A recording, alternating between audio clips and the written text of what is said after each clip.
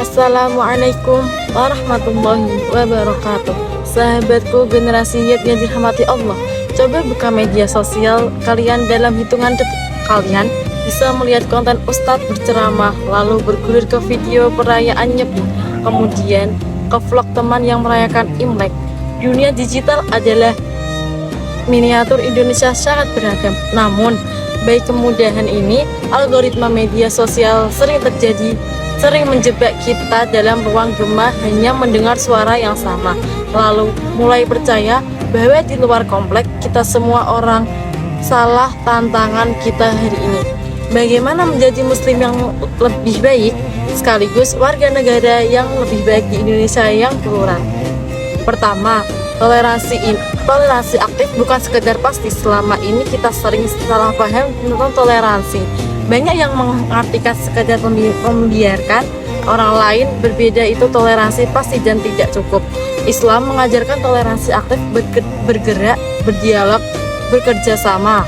Lihatlah piagam Madinah. Rasulullah tidak hanya membiarkan suku Yahudi dan lainnya ada, tetapi membangun perjanjian kerjasama yang jelas sangat melindungi dan mempertahankan kota bersama. Allah berfirman dalam surah Al-Hujurat ayat 13, kami jadikan kamu berbangsa-bangsa dan bersuku-suku agar kamu saling mengenal,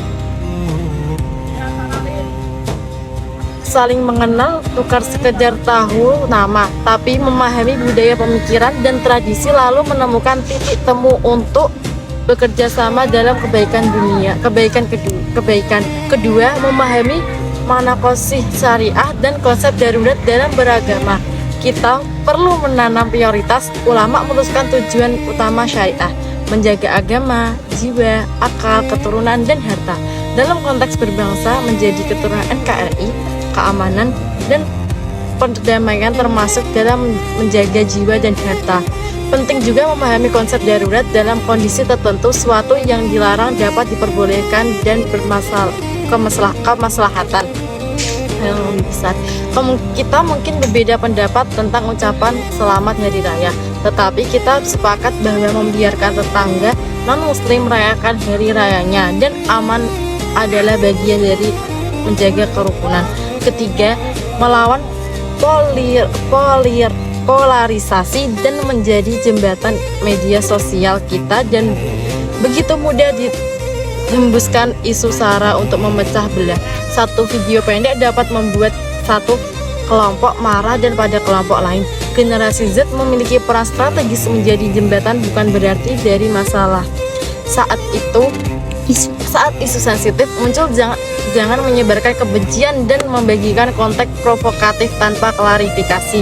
Jadilah penenang dan pengajak dialog. Rasulullah adalah juru damai yang dikenal dengan gelar Al-Amin. Allah Maha berfirman dalam surat Al-Maidah ayat 8, janganlah kebencianmu terhadap suatu kaum mendorongmu berlaku tidak adil. Berlaku adillah, karena adil lebih dekat kepada takwa. Bahkan kepada pihak yang benci sekalipun kita diperintahkan untuk berlaku adil.